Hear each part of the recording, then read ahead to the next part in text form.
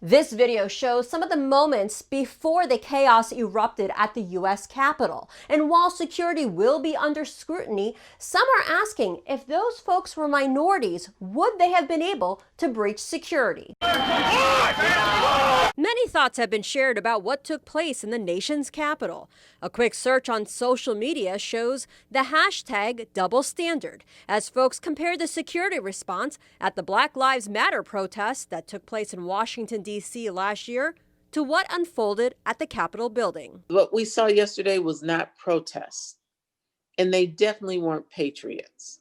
Congresswoman Brenda Lawrence says she feared for her life as the rioters stormed the building. The doors were locked, and you could hear this mob just screaming and banging on the door. But looking back at the footage, she wants to know how security was not prepared, especially after President Trump had called for the protests. $1 million question.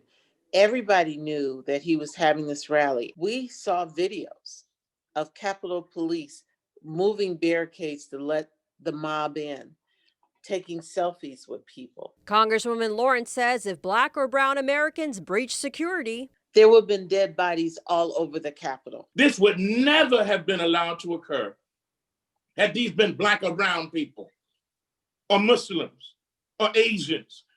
They would have been shot to death. Reverend Wendell Anthony of the Detroit branch of the NAACP says recent history shows the difference between Black Lives Matter protests and the ones we saw at the U.S. Capitol and in Lansing last year.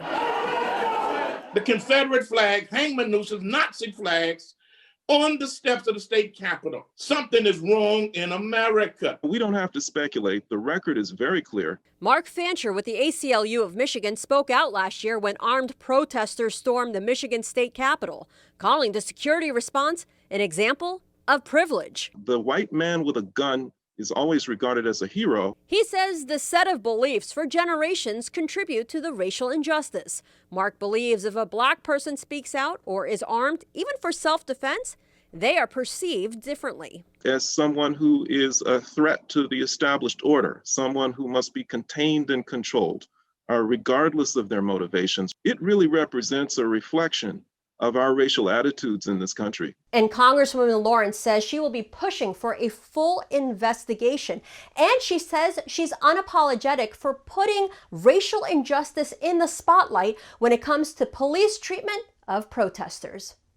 I'm Simon Chowdhury for 7 Action News.